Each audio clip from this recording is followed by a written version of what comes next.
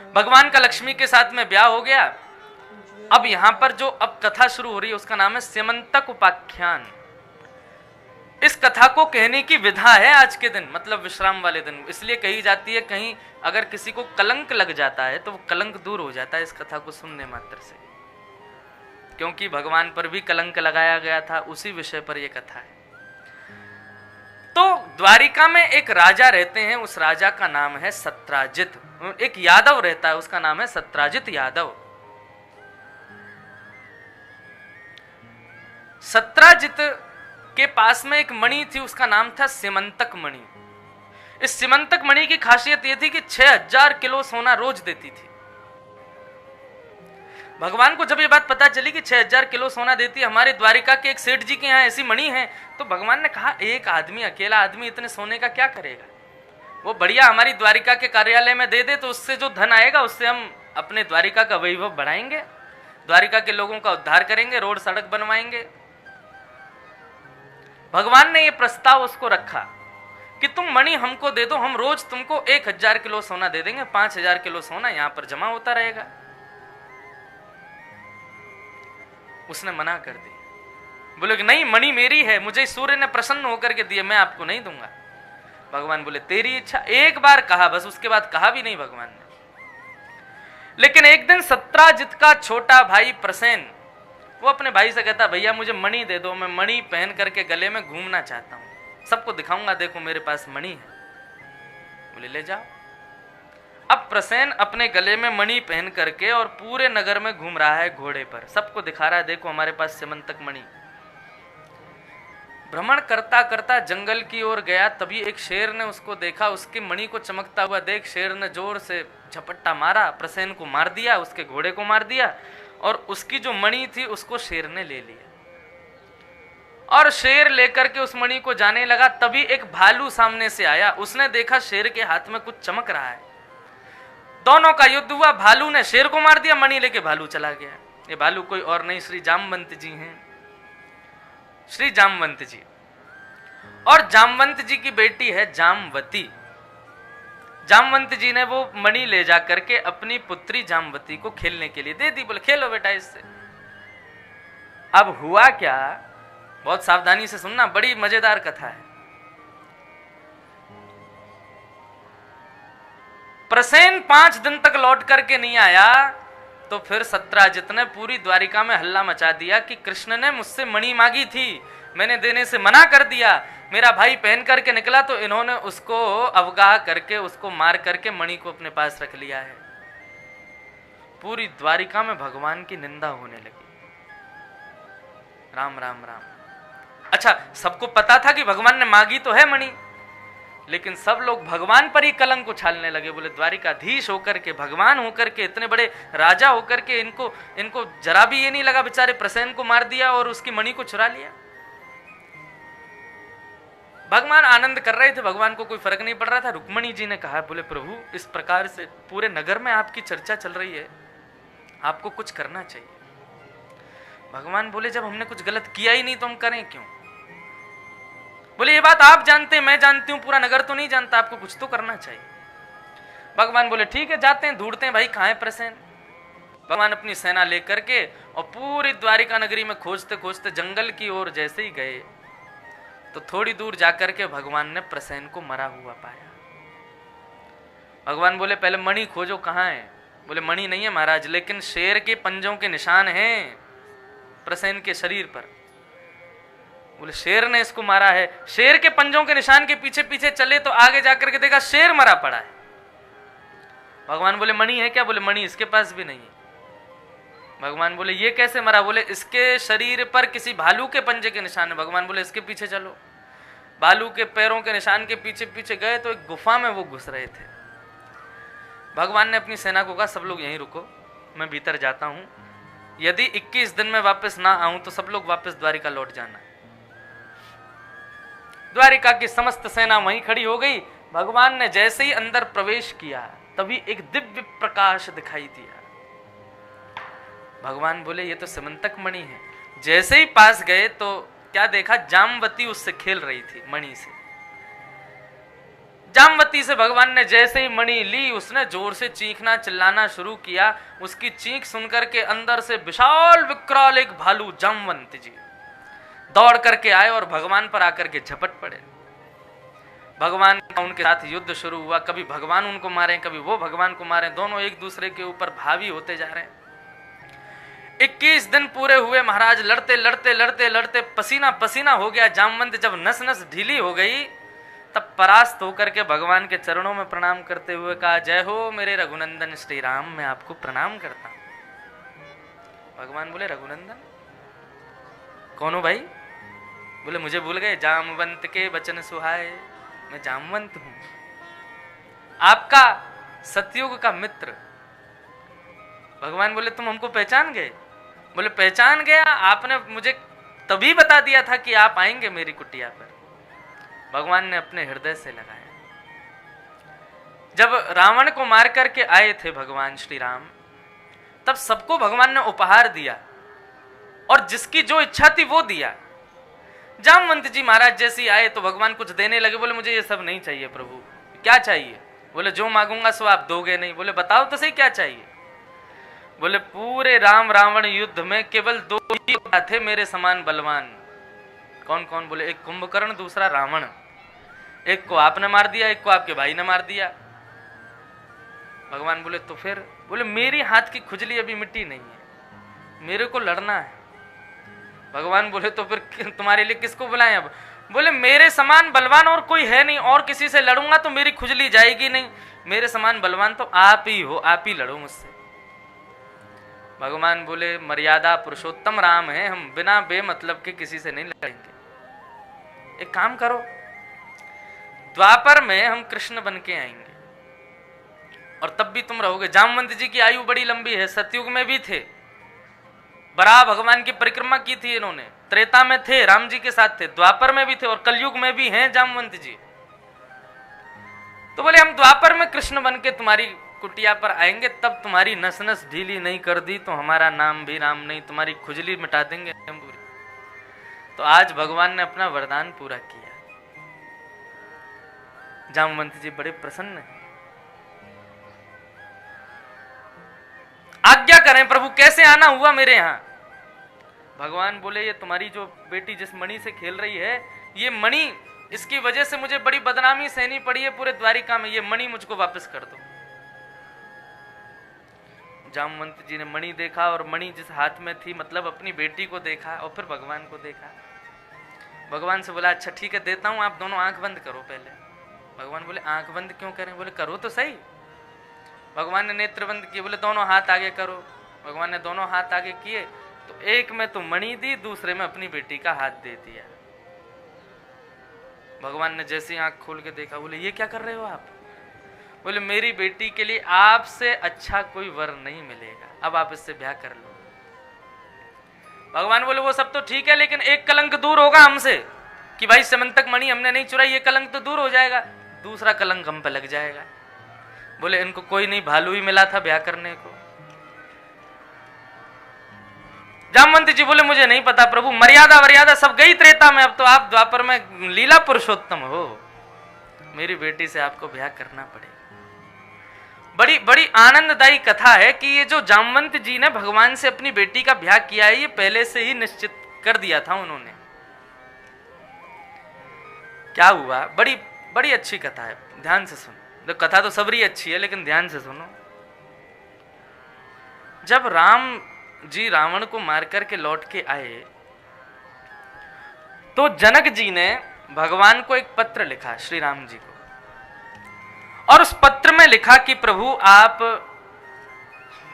ब्याह करके गए सीता से, उसके बाद अभी तक आपका मिथिला में प्रसादी पाने के लिए आना नहीं हुआ है, 14 वर्ष के लिए वन चले गए सब। अब मिथिला के सब लोग किशोरी जी को देखना चाहते हैं, सीता के दर्शन की इच्छा है, सब आपसे मिलना चाहते हैं, तो आप विजयी होकर के आए हैं, यहाँ पर भी आपका स्वागत किया जाए, तो उसके लिए आप अपनी समस्त वानर सेना और समस्त परिवार के साथ किशोरी जी के साथ में जनक पधारो, आप जनकपुर पधारो। तो भगवान जब ये पत्र पढ़ रहे थे तो वहां जामवंत जी, हनुमान जी, सब लोग बैठे थे। भगवान बोले, अरे हमारे ससुर जी ने बुलाया है, जनकपुर बुला रहे हैं। पूरी सेना के साथ बुलाया है,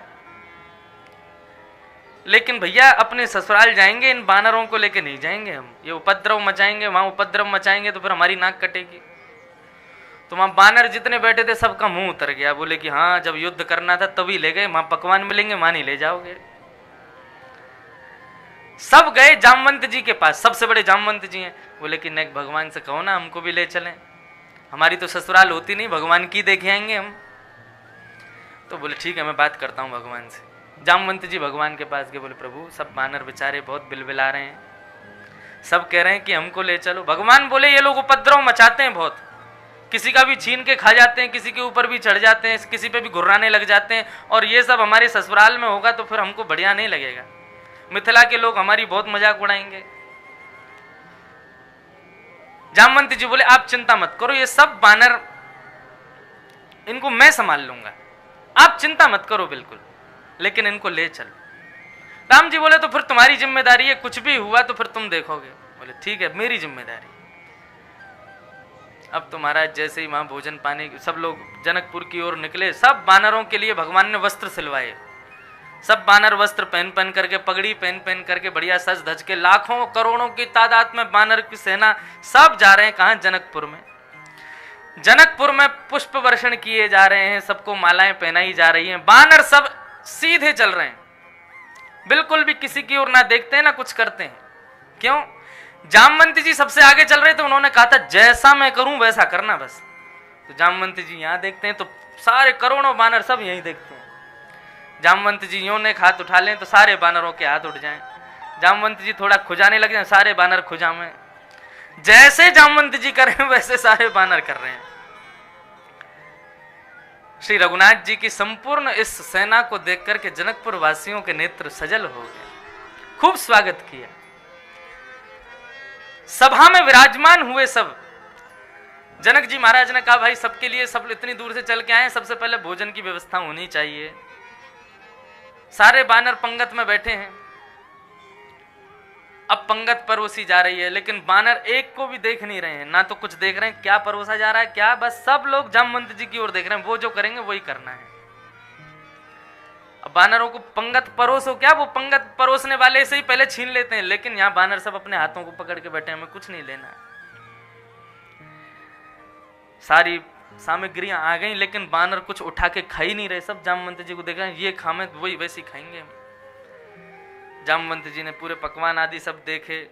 सबसे पहले खजूर उठाया, अब उसको लेकर के जामवंत जी ऐसे ऐसे देख रहे हैं तो सारे बानर भी उसको घुमा घुमा के देख रहे हैं।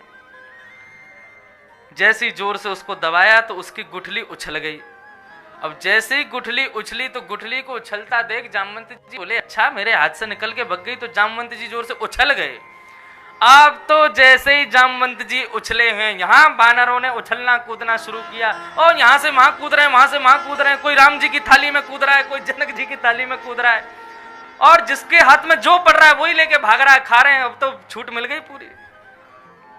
ये पूरा दृश्य देख के राम जी अपने मुंह पे हाथ धर के बैठे थे, बोले खूब समझाया था मत करना, लेकिन जनक जी ने जब ये दृश्य देखा तो वे बड़े आनंदित हो गए और उन्होंने प्रभु श्री राम को अपने हृदय से लगा लिया। दूर खड़े हुए अपने आप पर ग्लानि कर रहे जामवंत जी बोले कि सब बिगाड़ दिया हमने, लेकिन तभी वो भगवान की ओर देखते हैं तो भगवान जनक जी के हृदय से लगे हुए हैं, और इतना वात्सल्य जनक जी का राम जी के ऊपर उमड़ रहा है। वो दृश्य देख करके श्री जामवंत जी के हृदय में भावना उत्पन्न होने लगी कि जिस प्रकार श्री जनक जी ने अपनी बेटी का ब्याह करके इतना वात्सल्य प्रेम ठाकुर जी के प्रति प्रकट कर रहे हैं, ऐसा प्रेम मुझे कब मिलेगा, ऐसा वात्सल्य करने का अवसर मुझे कब मिलेगा। तो भगवान श्री राम तो सबके हृदय की बात समझते हैं। ऐसी भावना जैसे ही जामवंत जी के हृदय में आई, प्रभु श्री राम ने जामवंत जी की ओर देख के इशारे में कह दिया, बोले अगले जन्म में जब हम कृष्ण बन के आएंगे अवतार में, तब तुम्हारी बेटी से ब्याह करेंगे और आपको वही सुख प्रदान करेंगे जो सुख आज हम श्री जनक जी महाराज को दे रहे हैं। तो जामवंत जी तो कब से प्रतीक्षा कर रहे थे कि भगवान कब आए। आज भगवान को बेटी भी दे दी और बेटी के साथ में मणि भी दे दी। अब भगवान बोले अब क्या करें क्या करें, पूरी द्वारिका नगरी हम पर कलंक उठाएगी। बोले भालू की बेटी से ब्याह कर लिया। घोड़े पर स्वयं बैठे, फिर उसको उठा के उसको भी बिठाया और अपनी काली सौल, काली कमली से ठाकुर जी ने उसको ढक लिया कि किसी को दिखे ना, छोटी सी है अभी। उसको लेकर के भगवान द्वारिका पहुंचे। द्वारिका में सब लोग यज्ञ कर रहे थे, हवन कर रहे थे, देवी की अर्चना कर रहे थे कि हमारे द्वारिकाधीश सही सलामत वापस आ जाएं। भगवान छुप छुपा करके अपने रुक्मणी जी के महल में पहुंचे और वहां पहुंच करके रुक्मणी जी के कक्ष में जाकर के देखा कोई है तो नहीं, कोई भी नहीं है। वहां पर जामवती को बिठाया और बिठा करके बाहर आकर के जैसे ही गेट बंद करने लगे, पीछे से रुक्मणी जी आ गई। द्वारिकाधीश, भगवान बोले अरे आओ आओ। रुक्मणी बोले आप कब आए लौट के? बोले बस अभी अभी आया। इतना विलंब क्यों हो गया, कहां हो गया, क्या हुआ, हमें बताओ तो सही। भगवान बोले रुक्मणी अब क्या बताएं। भगवान की चतुराई देखो। भगवान कह रहे हैं हम गए तो थे सिमंतक मणि लेने के लिए, लेकिन एक वहां पर बड़ी सुंदरी तपस्या कर रही थी और उसकी तपस्या देख करके हमारा मन उस पर आ गया। हमने जाके पूछा हे सुंदरी आप किसके लिए तपस्या कर रही हो? तब वो सुंदरी बोली कि हम द्वारिकाधीश को पति रूप में वरना चाहते हैं, उनके लिए कर रहे हैं। तो देवी हम क्या करें, हम तो उससे ब्याह करने में व्यस्त हो गए, ब्याह कर करा के अभी लेके आए, थक गई बेचारी, सो रही है भीतर। रुक्मणी जी बोली सुंदर है? बोले तुम देखना मत, नहीं तो लज्जा आएगी तुमको खुद पे, इतनी सुंदर है। बोले हमसे भी ज्यादा सुंदर? बोले बहुत सुंदर है तुमसे, तो तुम कुछ नहीं हो उसके आगे। अब उनको क्या पता भीतर कौन बैठी है। रुक्मणी जी को क्रोध आया और उन्होंने बिना देखे ही शाप दे दिया। बोले इस भवन के भीतर जो भी बैठी है मैं उसको शाप देता हूं वो मुझसे थोड़ी कम सुंदर स्त्री हो जाए। अब जैसे ही शाप दिया और जैसे ही किवाड़ खोल के देखा, तुम्हारा जामवती जो भालू के वेश में थी वो एक सुंदर राजकुमारी के वेश में वहां पर खड़ी है। भगवान ने रुक्मणी जी को हृदय से लगाया, वो धन्यवाद हमारा काम तुमने बढ़िया कर दिया। अब ये जो दूसरा कलंक लगना था उससे बच गए हम। और भगवान ने दूसरा ब्याह समस्त द्वारिका के सामने श्री जामवती के साथ में किया और जामवती ने गवाही दी कि ये मणि उनके पास कैसे आई और सब बिल्कुल क्लियर हो गया। भगवान पे जो कलंक लगा वो अब मिट गया। अब कलंक किस पे लग गया? सत्राजित पे, जिसने भगवान पे कलंक लगाया था। अब द्वारिका के लोग उसको गाली देने लगे। बोले इसको शर्म नहीं आई, भगवान के बारे में ऐसा बोल दिया, भगवान के लिए ऐसा कर दिया। सत्राजित बड़ी चिंता में बैठा था, क्या करूं क्या करूं क्या करूं, कैसे इस कलंक से बचूं। तभी उसने देखा उसके घर में भी एक युवा कन्या थी, उसका नाम था सत्यभामा। उसने कहा कि यदि मैं अपनी बेटी का ब्याह द्वारिकाधीश से कर दूं, द्वारिकाधीश को अपना संबंधी बना लूं, तो द्वारिका के लोग मेरे कलंक को दूर कर देंगे। सत्यभामा की पहले सगाई हो चुकी थी। किससे हुई थी? सतधनवा नाम के व्यक्ति से हुई थी। अब नाम ही याद करते चलना, इतने नाम आएंगे। अब 16,100 राजकुमारियों के नाम याद करवा के ही जाऊंगा मैं। सतधनवा नाम के एक व्यक्ति से सत्राजित राजा की बेटी सत्यभामा का पहले सगाई हो चुकी थी, ब्याह होने वाला था। लेकिन सत्राजित ने कलंक से बचने के लिए अपनी बेटी का ब्याह भगवान से सुनिश्चित करने के लिए भगवान के पास चला गया। भगवान से जाके कहने लगा मेरी बेटी से ब्याह कर लो। भगवान बोले हम क्यों ब्याह कर लें, तुम्हारी बेटी को हम पसंद हैं, हमारे प्रति कोई भावना है उसकी? बोले वो तो आपको ही चाहती है, लेकिन हम में ही थोड़ी सी ईर्ष्या थी, इसलिए हमने उसकी जबरदस्ती सगाई कर दी सतधनवा के साथ। लेकिन अब हमारी इच्छा है आप ही उससे ब्याह कर लो। भगवान ने कहा ठीक है। तो भगवान का तीसरा ब्याह सत्राजित की बेटी सत्यभामा के साथ हो गया। दहेज में सत्राजित राजा लेकर के आया क्या? सिमंतक मणि। भगवान बोले दूर रखो इसको मुझसे, मेरे पास मत लाना इस मणि को। और भगवान ने दहेज नहीं लिया। मैंने पहले दिन या दूसरे दिन कथा में बताया था कि किस प्रकार से ये सब होता है। पिता की चल संपत्ति का अधिकार पुत्री का होता है और पिता की अचल संपत्ति का अधिकार पुत्र का होता है। पिता की जमीन जायदाद ये पुत्र की अपने आप हो जाती है, और पिता की जो चल संपत्ति सोना चांदी हीरे जवाहरात और ये जितना भी चल धन है, इस पर अधिकार पुत्री का होता है। लेकिन इसमें पुत्र और पुत्री कहें कि हमें इतना दे दो, ये नहीं होगा, पिता अपनी अनुमति से देगा। और जमाई का तो दूर दूर तक प्रश्न ही नहीं उठता है कि वो कहे मुझे ये दो तो मैं ब्याह करूंगा। नहीं, दहेज का मतलब क्या है कि पिता अपनी चल संपत्ति में से कुछ अंश अपनी पुत्री को दे देता है। उसमें विपक्षी विवाह वाले तो कुछ कह ही नहीं सकते कि हमको ये चाहिए या ये चाहिए या ये चाहिए। ये तो हमने बिगाड़ दी पूरी प्रथा। तो इस प्रकार भगवान ने दहेज लिया ही नहीं। अब हुआ क्या, बड़ी भयंकर महाराज स्थिति हो गई। सत्यभामा का ब्याह हो गया भगवान के साथ। अब जिससे उसकी सगाई हुई थी सतधनवा, वो चिंता करने लगा, बोले राम राम, हम तो ये मणि के लिए ही तो ब्याह कर रहे थे, हम कि हमको दहेज में मिलेगी, और ये तो मणि भी गई और वो भी गई। तब अक्रूर जी जो भगवान को ब्रज से लेकर के कल गए थे कथा प्रसंग में, वो अक्रूर जी सतधनवा के मित्र थे। अक्रूर जी के पास जाके सतधनवा ने कहा, तो अक्रूर जी ने उसको एक युक्ति बताई। बोले काम कर, क्या, देख बेटी तो तेरे हाथ से गई, मणि अब भी पिता के पास ही है, तो क्या कर। बोले अर्धरात्रि में जाके तू सतधनवा को मार दे, मणि चुरा के भाग जा, और द्वारिका से इतना दूर चले जाना कि कोई तुमको पा ना सके। बोला ठीक है। अब रात्रि में, अर्धरात्रि में सत्राजित राजा, सत्राजित यादव के यहाँ सतधनवा गया और जाकर के सत्राजित को मार दिया और मणि चुरा करके सतधनवा भागा। प्रातः काल होते ही महाराज खबर फैल गई कि सत्राजित मारा गया। अब सत्राजित कौन है? भगवान का ससुर है, तीसरा ससुर। सुबह ही सुबह चीखना शुरू किया सत्यभामा ने, रोना शुरू किया, मेरे पिता मर गए। तो भागवत में तो वर्णन ऐसा है कि भगवान भी पछाड़ खा खा के रो रहे हैं, बेचारे बहुत अच्छे थे, कहाँ चले गए। अर्जुन देख रहा है, बोले कितनी जोर से रोना आ रहा है इनको, देखो। तो अर्जुन से भगवान कहते भी हैं, बोले घर में अपना कोई चला जाए मत रो, लेकिन बहू के घर का कोई चला जाए तो उससे ज्यादा रोना चाहिए। वो यही देखती है कि मेरे परिवार के लिए तुमने क्या किया।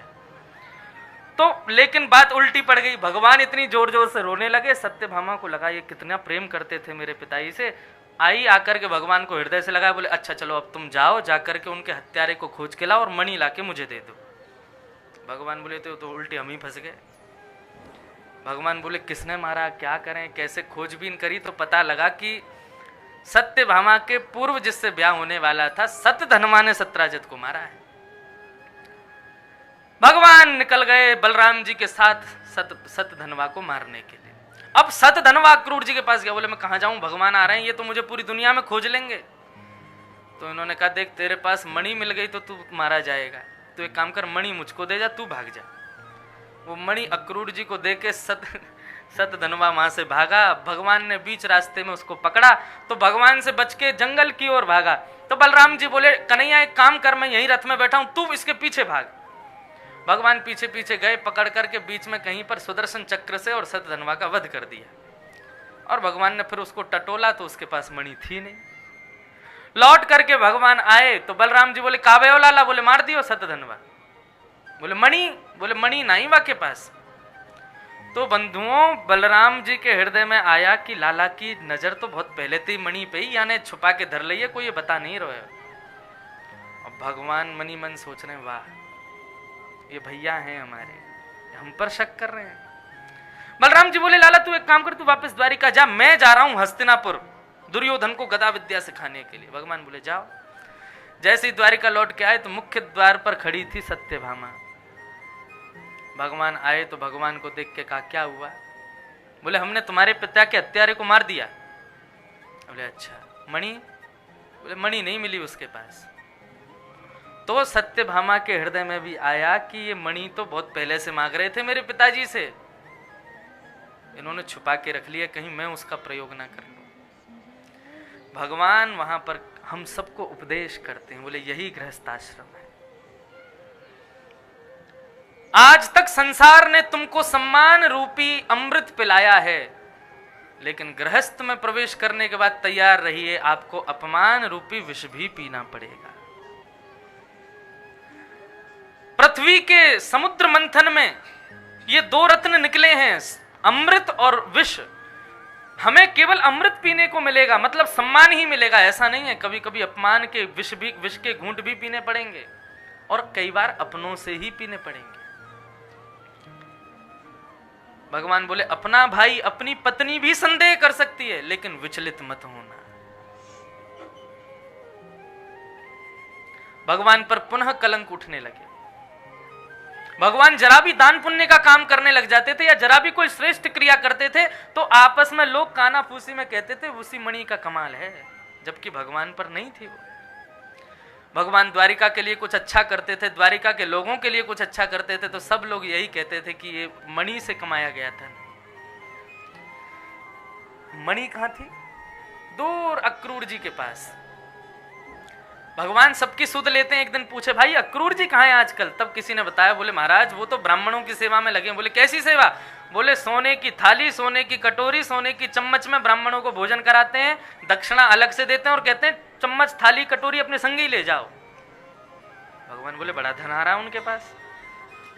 भगवान ने पत्र लिखा, काका जी जय श्री कृष्ण, और पूरा सब उसमें लिख करके नीचे लिखा कि हम जानते हैं आपके पास मणि है, क्योंकि सतधनवा आपका मित्र था। हमें मणि नहीं चाहिए, मणि का दुरुपयोग यदि आप करते तो मैं मणि ले लेता, लेकिन आप मणि से भलाई कर रहे हो, ब्राह्मणों का हित कर रहे हो। लेकिन मैं चाहता हूं कि आप द्वारिका वासियों के सामने मणि को प्रदर्शित करते हुए बता दीजिए कि मणि आपके पास है, क्योंकि ये लोग मुझ पर संदेह कर रहे हैं। तब अक्रूर जी महाराज आए, आकर के उन्होंने सबको मणि दिखाई और मणि दिखा करके भगवान को प्रणाम करके क्षमा मांगी। तब द्वारिका के लोगों ने सबने भगवान के सामने अश्रुपात करते हुए क्षमा की।